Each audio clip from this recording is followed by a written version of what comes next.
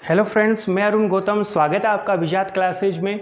हम बात कर रहे थे फर्टिलाइजेशन की, और फर्टिलाइजेशन में जो सेकंड नंबर का पॉइंट आता है वो है कि स्पर्म का अंडाणु में प्रवेश, कि जो शुक्राणु है वो अंडाणु में कैसे प्रविष्ट होता है। जो हम लोगों ने पहला स्टेप पढ़ा था उसमें तो ये पढ़ा था कि शुक्राणु अंडाणु तक कैसे पहुंचता है। उसको समझने के बाद में दूसरे नंबर पे हम लोग इस टॉपिक के ऊपर बात करते हैं, इस स्टेप के ऊपर बात करते हैं। देखो, अंडाणु की जब बेसिक स्ट्रक्चर बनाते हैं अपन, तो ये अंडाणु का क्या है, न्यूक्लियस है। वैसे मैं आप लोगों को बता दूं कि जो एम्पुला में मिला था हमें, जो एम्पुला में अपन शुक्राणुओं को भेज रहे हैं जिनके पास, वो सेकेंडरी oocyte है, वो द्वितीयक अंडक है। क्योंकि oogenesis में हम लोगों ने ये पढ़ा था कि द्वितीयक अंडक ही या सेकेंडरी oocyte ही ओव्यूलेशन के दौरान निकलता है, उसमें मियोसिस सेकेंड नहीं होता, इसलिए वो ओव्यूम नहीं बनता। तो ये जो है, इसके बाहर दो आवरण है। कितने आवरण हैं? दो आवरण है। एक है कोरोना रेडिएटा और दूसरा है जोना पेलुसिडा। कितने आवरण हैं? एक तो है कोरोना रेडिएटा और जो दूसरा आवरण है वो कौन सा है? Zona pellucida. तो ये तो अंदर वाला जो आवरण है ये तो हुआ जोना पेलुसिडा। कौन सा आवरण हुआ? जोना पेलुसिडा, ये वाला। ये अंदर जो ब्लैक है वो तो इसकी प्लाज्मा मेम्ब्रेन है सेकेंडरी oocyte की, और ये बाहर जो रेड सर्किल बनाया है ये क्या है? इसका जोना पेलुसिडा। बाहर की साइड में कौन सा आवरण पाया जाता है? यहाँ पाया जाता है कोरोना रेडिएटा आवरण। कौन सा आवरण पाया जाता है? Corona radiata. ये हुआ कौन सा आवरण?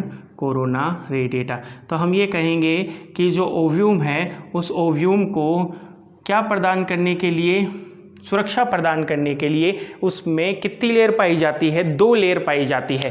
तो जब हम बात करते हैं कि शुक्राणु या स्पर्म इसको कैसे पेनिट्रेट करता है, तो हम लोगों ने बात की थी कि शुक्राणु के द्वारा स्पर्म लाइसिन का सिक्रेशन होता है। कौन से एंजाइम का? स्पर्म लाइसिन का। और मनुष्य में जो मैंने आप लोगों को बताया था वो था हायालुरोनिडेज।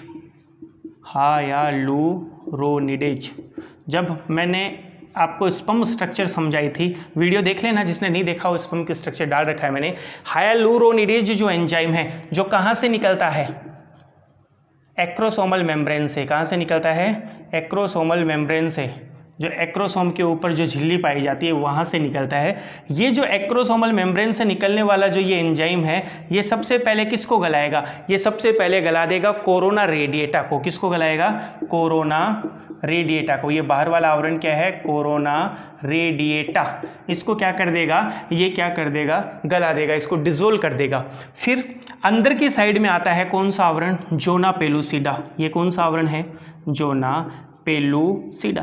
तो सामान्य तो देखो, एक बात याद रखना कि हम यही जो एंजाइम है इसके बारे में बात कर सकते हैं कि हायालुरोनिडेज एंजाइम जो है वह अंडाणु के दोनों रक्षात्मक आवरण को क्या कर देता है? गला देता है, और फिर इसको पेनिट्रेट करके अंदर क्या हो जाता है? स्पर्म प्रविष्ट हो जाता है। लेकिन आरबीएससी बोर्ड ने थोड़ा सा और सुधार किया है। उन्होंने कितने एंजाइम बताए हैं? दो। कि हायालुरोनिडेज जो है वो तो किसको गलाने का काम करेगा? कोरोना रेडिएटा को। और एक्रोसोम के द्वारा ही एक और एंजाइम का सिक्रेशन होता है जिसका नाम है एक्रोसिन। कौन सा एंजाइम है? एक्रोसिन। याद रखना, ये एक्रोसिन किसको गलाने का काम करता है? जोना पेलुसिडा को गलाने का क्या करता है? काम करता है। और जब ये दोनों कोरोना रेडिएटा और जोना पेलुसिडा, ये जब दोनों आवरण गल जाते हैं तो स्पर्म जो है वो अंदर क्या हो जाता है? प्रविष्ट हो जाता है। यही जो सेकंड स्टेप थी शुक्राणु का अंडाणु में प्रवेश, यानी हम ये कह सकते हैं कि ये एक प्रकार की रासायनिक क्रियाविधि है। कौन सी क्रियाविधि है? रासायनिक क्रियाविधि है जिसके तहत शुक्राणु के द्वारा एंजाइम निकलते हैं और वो एंजाइम अंडाणु के कौन से आवरण को गला देते हैं? रक्षात्मक आवरण को गला देते हैं। अब जो तीसरा स्टेप हम लोग पढ़ने वाले हैं वो बड़ा इंपॉर्टेंट है, जिसे हम कॉर्टिकल रिएक्शन के नाम से भी जानते हैं। किस रिएक्शन के नाम से जानते हैं? कॉर्टिकल रिएक्शन के नाम से जानते हैं। जो इसका जो तीसरा स्टेप है जिसे हम बोलते हैं कॉर्टिकल रिएक्शन, वल्कुटी अभिक्रिया। कौन सी अभिक्रिया? वल्कुटी अभिक्रिया। वल्कुटी अभिक्रिया। क्या है ये वल्कुटी अभिक्रिया? लास्ट की जो दो स्टेप पढ़ी थी उसमें हम लोगों ने सबसे पहले स्टेप में बताया था कि किस प्रकार से स्पर्म जो है वो ओव्यूम तक पहुंचते हैं। फिर सेकंड स्टेप में मैंने आप लोगों को बताया था कि जो स्पर्म है वो किस प्रकार से पेनिट्रेट करते हैं ओव्यूम को। ओव्यूम की जो चारों तरफ जो लेयर होती है कोरोना रेडिएटा और जोना पेलुसिडा, उसको कैसे वो गलाता है, कैसे डिसोल्व करता है, और उसके बाद में जो स्पर्म है वो कैसे अंदर या कैसे उसके अंदर एंटर होता है ओव्यूम के, और अब हम बात करते हैं कौन सी रिएक्शन की, कॉर्टिकल रिएक्शन की। क्यों इंपॉर्टेंट है कॉर्टिकल रिएक्शन? इसलिए इंपॉर्टेंट है क्योंकि एक ओव्यूम को केवल एक ही स्पर्म फ्यूज कर पाता है, एक ही स्पर्म उसके साथ जुड़ पाता है। जैसे ही एक स्पर्म ओव्यूम में एंटर हो जाता है उसके बाद कोई भी दूसरा स्पर्म कहां नहीं पहुंच पाता, ओव्यूम के अंदर नहीं पहुंच पाता। उसका रीजन क्या है? उसका रीजन है कॉर्टिकल रिएक्शन। क्वेश्चन आता है, एनसीईआरटी ने कई बार ये क्वेश्चन पूछा है कि क्या कारण है, क्या ऐसा रीजन है कि एक ओव्यूम को केवल एक ही स्पर्म पेनिट्रेट कर पाता है, उसके बाद ओव्यूम की जो प्लाज्मा मेम्ब्रेन है, उसकी जो प्लाज्मा झिल्ली है वो इम्पेरिबल हो जाती है या निध्रुवित हो जाती है या अपारगम्य हो जाती है किसी अन्य शुक्राणु के लिए। तो हम बात करते हैं, ये ओव्यूम है, ये इसका न्यूक्लियस है, ये इसके कौन से प्लाज्मा है, साइटोप्लाज्म है, और ये इसका आवरण, दो जो आवरण जोना पेलुसिडा और एक और बताया था आप लोगों को कौन सा, कोरोना रेडिएटा। तो कल जब हम लोगों ने बात की थी लास्ट वीडियो में, सॉरी इसी वीडियो के अंदर हम बात करेंगे, या इसी वीडियो में मैंने बताया है कि ये जो कोरोना रेडिएटा है, इस कोरोना रेडिएटा को गलाने का जो काम करता है वो काम करता है हाइलुरोनिडेज एंजाइम, जो एक्रोसोम के द्वारा सिक्रेट होता है। और फिर जो अंदर वाला है जोना पेलुसिडा, उस जोना पेलुसिडा को एक्रोसीन नामक एंजाइम, कौन सा एंजाइम, एक्रोसीन नामक एंजाइम भेदता है और फिर कहां प्रविष्ट हो जाता है, अंदर। सपोज करो ये दो शुक्राणु हैं, कितने शुक्राणु हैं, दो शुक्राणु हैं। ये दोनों शुक्राणु बराबर इक्वल स्पीड के अंदर आगे की तरफ बढ़ रहे हैं, किसके पास, ओव्यूम के पास। लेकिन जैसे ही एक स्पर्म इसको टच कर जाता है, किसको टच कर जाता है, ओव्यूम को टच कर जाता है, तो उसके बाद ये जो दूसरे स्पर्म है वो दूसरे स्पर्म ओव्यूम के अंदर एंटर नहीं हो सकते। क्यों नहीं हो सकते? क्योंकि ये जो इसकी प्लाज्मा मेम्ब्रेन है, ये वाली प्लाज्मा मेम्ब्रेन, किसकी प्लाज्मा मेम्ब्रेन, ओव्यूम की या सेकेंडरी ओसाइट की जो प्लाज्मा मेम्ब्रेन है वो अदर स्पर्म के लिए और जो शुक्राणु हैं उनके लिए अपारगम्य हो जाती है, इम्पेरिबल हो जाती है, अर्थात वो स्पर्म इसके अंदर एंटर नहीं कर सकते। इसको हम समझेंगे कौन सी रिएक्शन के द्वारा, कॉर्टिकल रिएक्शन के द्वारा। तो एक इजीली मैं डायग्राम ड्रॉ करता हूं, बुक्स में नहीं है लेकिन फिर भी आप लोग इसको समझने की कोशिश करना।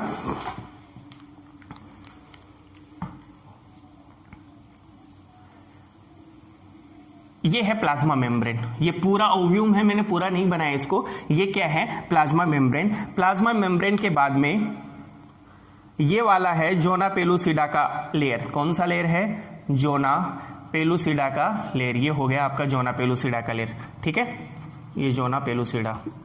जोना पेलुसिडा के बाद में क्या आएगा, कोरोना रेडिएटा। क्या आएगा, कोरोना रेडिएटा। तो ये बना दिया अपन ने कोरोना रेडिएटा, ठीक है, ये बना दिया अपन ने कोरोना रेडिएटा।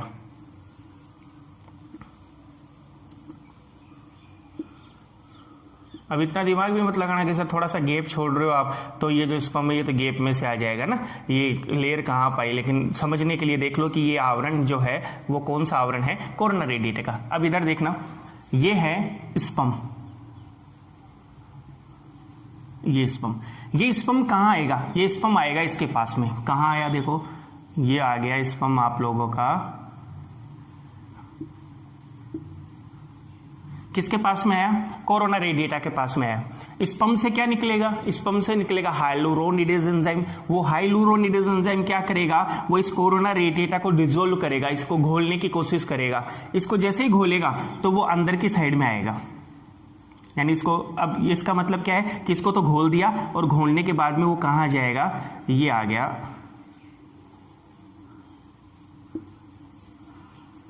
इसको थोड़ा सा और अच्छे से समझने के लिए अपन बीच के अंदर इसमें ये डाल देते हैं न्यूक्लियस वाला पदार्थ, तो समझ में आ जाएगा कि ये क्या है। ये वाला है आप लोगों का स्पर्म।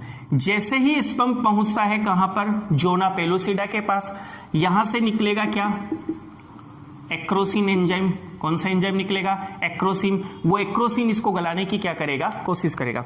अंदर की साइड में देखो यहां न्यूक्लियस है ये, ठीक है, ये इसका कौन सा प्लाज्मा है, साइटोप्लाज्मा है। क्या है इसका, साइटोप्लाज्मा है, ठीक है। ये साइटोप्लाज्म। अब सबसे इंपॉर्टेंट थिंग जो है वो ये ध्यान रखना कि ये जो साइटोप्लाज्म और ये जो ब्लैक वाली मैंने प्लाज्मा मेम्ब्रेन बना रखी है, यहां पर छोटे छोटे कोर्टिकल के कण पाए जाते हैं। किसके कण पाए जाते हैं? छोटे छोटे कोर्टिकल के क्या पाए जाते हैं? बहुत सारे छोटे छोटे क्या पाए जाते हैं? कण पाए जाते हैं। ये कोर्टिकल के कण क्या काम करते हैं, अब यही समझना अपने को कि ये कोर्टिकल के कण क्या काम करते हैं। अब देखना, जैसे ही ये स्पर्म है वो इस वाले पार्ट को गला देगा, गलाया इस वाले पार्ट को, जैसे ही इस पार्ट को गलाएगा तुरंत कोर्टिकल के कण कहां निकल जाएंगे? बाहर निकल जाएंगे। कहां निकल जाएंगे? बाहर, चारों तरफ जल्दी से फैल जाएंगे, जल्दी से विस्तृत हो जाएंगे चारों तरफ। हो गए चारों तरफ विस्तृत। अब विस्तृत होने से क्या होगा? ये वाला जो स्पर्म था, ये वाला स्पर्म तो कहां आ जाएगा? ये वाला स्पर्म तो कहां आ जाएगा? अंदर की साइड में आ जाएगा। देखो ये वाला स्पर्म तो कहां आ गया? अंदर की साइड में आ गया, ठीक है। और बाकी के जो कोर्टिकल के कण थे वो कहां फैल गए? चारों तरफ बाहर फैल गए कोर्टिकल के कण। ये चारों तरफ कोर्टिकल के कण कहां निकल गए? बाहर निकल गए। अब बाहर निकल गए जब कोर्टिकल के कण, तो अदर जो कौन आएगा? अदर जो आएगा, ये स्पर्म आएंगे, अदर जो स्पर्म आएंगे, वो अदर जो स्पर्म है और जो शुक्राणु है वो इसके अंदर एंटर नहीं हो पाएंगे, इसके अंदर नहीं आएंगे, इनका प्रभाव भी खत्म हो जाएगा। इनके पास जो हाइलुरोनिडेज और एक्रोसिन था उसका इफेक्ट वो क्या हो जाएगा? खत्म हो जाएगा। क्यों? क्योंकि बाहर की साइड में कौन से कण आ गए? बाहर की साइड में आ गए कोर्टिकल के कण आ गए, वल्कुट के कण आ गए। किसके कण आ गए? वल्कुट के कण आ गए। यही कारण है कि एक अंडे को या एक जो अंडाणु है या एक जो ओव्यूम है उसको केवल और केवल एक स्पर्म पेनिट्रेट कर पाता है। जैसे ही एक स्पर्म ओव्यूम के कांटेक्ट में आ जाता है, वो जैसे ही इसके एंटर हो जाता है अंदर, तो कोर्टिकल के कण तीव्रता से बहुत ही इंटेंसिटी के साथ कहां निकल जाते हैं? बाहर निकल जाते हैं। और बाहर निकलने के बाद ओव्यूम जो है उसकी प्लाज्मा मेम्ब्रेन को अपारगम्य कर देते हैं। क्या कर देते हैं? अपारगम्य, या एक नाम आता है निध्रुवित कर देते हैं। क्या कर देते हैं? निध्रुवित कर देते हैं, जिसकी वजह से अदर स्पर्म जो है वो ओव्यूम को क्या नहीं कर पाता? पेनिट्रेट नहीं कर पाता। एक दूसरा क्वेश्चन कई बार पूछ लेते हैं कि फर्टिलाइज एंगल क्या है? फर्टिलाइजिंग एंगल क्या है? जहां स्पर्म ओव्यूम के साथ टच होता है और जहां पे जो एंगल बनता है उसी एंगल को हम फर्टिलाइजिंग एंगल बोलते हैं। कौन सा एंगल बोलते हैं? फर्टिलाइजिंग एंगल बोलते हैं। तो cortical reaction complete. Cortical reaction में आप लोगों को केवल यही समझना है, वो रीजन समझना है कि एक ही स्पर्म ही कहां आता है? एक स्पर्म ही ओव्यूम में आता है। उसके बाद कोई भी दूसरा जो स्पर्म है वो ओव्यूम में क्या नहीं हो पाता? अंदर नहीं आ पाता। और उसके बाद में जो फोर्थ स्टेप है, उस फोर्थ स्टेप की हम लोग बात करेंगे और उस फोर्थ स्टेप में हम बताएंगे कि प्राक केंद्रकों का संलयन कैसे होता है। कौन से केंद्रकों का? प्राक केंद्रकों का संलयन। तो चौथा नंबर का पॉइंट है प्राक केंद्रकों का संलयन। प्राक केंद्रकों का संलयन, ये जो है फोर्थ जो स्टेप है प्राक केंद्रकों का संलयन, इसमें क्या होता है? एक्चुअल में फर्टिलाइजेशन यहां आने के बाद कंप्लीट हो जाएगा। फर्टिलाइजेशन को इजीली बोले तो सबसे इजी डेफिनेशन तो हम लोगों ने बता दी कि जो स्पर्म है वो पेनिट्रेट करके अंदर चला जाता है और दोनों के केंद्रक आपस में मिल जाते हैं। लेकिन मैं बार बार बता रहा था कि जो फेलोपियन ट्यूब के एम्पुला वाला पार्ट है उसमें ओव्यूम नहीं है। उसके अंदर कौन सा ओसाइट है? उसके अंदर कौन सा ओसाइट है? सेकेंडरी ओसाइट है। वो अभी तक क्या नहीं बना? ओव्यूम नहीं बना। क्यों? क्योंकि उसके अंदर क्या नहीं हुआ? मियोसिस सेकंड नहीं हुआ था। क्या नहीं हुआ था? Meiosis second. देखो एक बार मैं रफली बता देता हूं। ये oogonia कोशिका बनाई थी। oogonia कोशिका ने अपनी क्या किया था? मल्टीप्लिकेशन किया था, अपनी क्या किया था? गुणन किया था। गुणन करने के बाद में इनके चारों तरफ ग्रेनुलोसा सेल्स आ गई थी जिनको अपन प्राइमरी फोलिकल बोल रहे थे। इन्हीं प्राइमरी फोलिकल से एक आगे बढ़कर निर्माण करता है, ये किसका? प्राइमरी ओसाइट का निर्माण करता है। फिर उसके बाद में हम लोगों ने बताया था प्राथमिक जो अंडा का ओव्यूम है उसका निर्माण करता है। फिर इसमें मियोसिस फर्स्ट बताया था। मियोसिस फर्स्ट बताया था तो ये सेकेंडरी ओसाइट बना था। क्या बना था? Secondary oocyte. और यहां बना था ध्रुवीय पोलर बॉडी बन गया था सेकेंडरी ओसाइट। फिर ये सेकेंडरी ओसाइट ही ओव्यूलेशन में बाहर निकल जाता है। ये जो सेकेंड मियोसिस होता है जिससे किसका फॉर्मेशन होता है? ओव्यूम का फॉर्मेशन होता है और एक पोलर बॉडी और बनता है। ये वाली जो घटना होती है, ये जो मियोसिस सेकंड होता है वो कहां कंप्लीट होगा? वो कंप्लीट होगा कौन से पार्ट में? एम्पुला वाले पार्ट में। किसमें कंप्लीट होगा? एम्पुला वाले पार्ट में। वो कैसे कंप्लीट होगा वो मैं आप लोगों को बताता हूं कि जैसे ही कोर्टिकल रिएक्शन हो जाती है, कोर्टिकल रिएक्शन के बाद में ये सेकेंडरी oocyte है, सेकेंडरी oocyte के अंदर ये अंदर की साइड में ये इसका न्यूक्लियस है। जैसे ही स्पर्म अंदर आता है, कौन अंदर आता है? स्पर्म अंदर आता है, ये स्पर्म अंदर आ गया। ये स्पर्म 180 डिग्री पर फोल्ड हो जाता है। कितने डिग्री पर फोल्ड हो जाता है? 180 डिग्री पर क्या हो जाता है? फोल्ड। अब होता क्या 180 डिग्री? सपोज करो ये कितने डिग्री का एंगल है? 90 डिग्री का। अब 180 के लिए इसको क्या करना पड़ेगा? 180 के लिए इसको ऐसा होना पड़ेगा, या फिर कोई भी ये स्पर्म है, अब इसको 180 के लिए क्या करना पड़ेगा? ये वाला जो पार्ट है वो पूरा का पूरा घूम के इस साइड में आ जाएगा, इसके सिमिलर आ जाएगा। जैसे ये इसके सिमिलर आ जाएगा तो यहां नेक पार्ट में हम लोगों ने क्या बताए थे? सेंट्रियोल बताए थे। कौन से सेंट्रियोल बताए थे? सेंट्रियोल 2 बताए थे आप लोगों को। एक तो समीपस्थ तारक केंद्रक बताया था, दूसरा बताया था कौन सा? डिस्टल सेंट्रियोल या दूरस्थ तारक केंद्रक। तो होगा क्या, जैसे ही स्पर्म 180 डिग्री के ऊपर क्या करता है? मूव करता है, तो यहां से इसके सेंट्रियोल निकलते हैं। क्या निकलते हैं? सेंट्रियोल। और ये सेंट्रियोल क्या करते हैं? ये सेंट्रियोल निर्माण करते हैं गुणसूत्रीय तर्कु तंतु का। किसका निर्माण करते हैं? गुणसूत्रीय तर्कु तंतु का। हुआ गुणसूत्रीय तर्कु तंतु का निर्माण। और जैसे गुणसूत्रीय तंतु तर्कु का निर्माण होता है, ये डिवाइड होता है, मियोसिस होता है, और मियोसिस होने के बाद में निर्माण कर देता है ओव्यूम का। किसका निर्माण कर देता है? ओव्यूम का। और एक छोटा सा बन जाता है पोलर बॉडी। क्या बन जाता है? पोलर बॉडी, है ना? बन गया पोलर बॉडी। और फिर जो स्पर्म है, इस स्पर्म का न्यूक्लियस निकलता है, और ये दोनों आपस में क्या हो जाते हैं? फ्यूज्ड हो जाते हैं। और कौन सी प्रोसेस पूरी हो जाती है? फर्टिलाइजेशन की प्रक्रिया क्या हो जाती है? कंप्लीट। फर्टिलाइजेशन की प्रोसेस के मैंने आप लोगों को 4 स्टेप बताए हैं। एक बार मैं वापस से रिवाइज कर देता हूं। पहला जो स्टेप था उसमें केवल स्पर्म कहां तक पहुंचा था? ओव्यूम तक पहुंचा था। सेकंड जो स्टेप था वो एक केमिकल मैकेनिज्म थी, जिसमें स्पर्म ने 2 एंजाइमों को सिक्रेट किया था, हायालुरोनिडेज और एक्रोसिन। हायालुरोनिडेज ने कोरोना रेडिएटा को डिसोल्व किया था, और एक्रोसिन ने जोना पेलोसिडा को डिसोल्व किया था। और उसके बाद हुआ क्या था कि कोर्टिकल रिएक्शन हुई थी। कोर्टिकल रिएक्शन से जो क्वेश्चन पुटअप होता है वो ये है कि एक स्पर्म एक ही ओव्यूम को पेनिट्रेट करता है, उसके बाद कोई दूसरा स्पर्म उस ओव्यूम को पेनिट्रेट नहीं कर पाता। उसका रीजन बताया था कोर्टिकल रिएक्शन। स्पर्म जब अंदर चला जाता है तो वो कितने डिग्री के ऊपर? 180 डिग्री के ऊपर फोल्ड हो जाता है। फलस्वरूप उसके सेंट्रियोल बाहर निकलते हैं, उसके तारक केंद्रक बाहर निकलते हैं। तारक केंद्रक जैसे ही सेकेंडरी oocyte में आ जाते हैं, ये पूरा भी सेकेंडरी oocyte था, द्वितीय कंडक था, जैसे ही इसके अंदर आ जाते हैं तो होगा क्या? जैसे ही इसके अंदर आएगा, इसमें मियोसिस सेकंड होगा। क्या होगा? Meiosis second. मियोसिस सेकंड होते ही एक तो बनेगा हमारे पास ओव्यूम जो हैप्लॉइड होता है, और एक बनेगा पोलर बॉडी ध्रुवीय काय। अब ये जो ओव्यूम है, इस ओव्यूम के साथ स्पर्म का जो न्यूक्लियस है वो फ्यूज्ड हो जाएगा, और कौन सी प्रोसेस कंप्लीट हो जाएगी? फर्टिलाइजेशन की प्रक्रिया क्या हो जाएगी? कंप्लीट। और फर्टिलाइजेशन होने के बाद में जो पहली सेल बनेगी वो बनेगी जाइगोट। क्या बनेगी? जाइगोट। जो मैंने कई बार बताया है कि हमारा जो शरीर है, उस शरीर की जो पहली कोशिका first cell in our body called zygote, युग्मनज कहलाती है। वो क्या कहलाती है? युग्मनज कहलाती है। अब ये युग्मनज अपना डेवलपमेंट कैसा करेगा, किस प्रकार से करेगा, ये बात हम पढ़ेंगे किसमें? आगे वाले टॉपिक में। आपको वीडियो अच्छा लगा? शेयर करें, लाइक करें। प्रॉब्लम हो तो कमेंट बॉक्स में जाकर कमेंट करें, और ज्यादा से ज्यादा जो भी स्टूडेंट्स हैं उनको सब्सक्राइब करने के लिए बोलें, जिससे हम लगातार आप लोगों को नए नए टॉपिक अपलोड करते रहें, आप लोगों के पास अपडेट आते रहें और आप लोगों के लिए हेल्पफुल रहें। Thank you.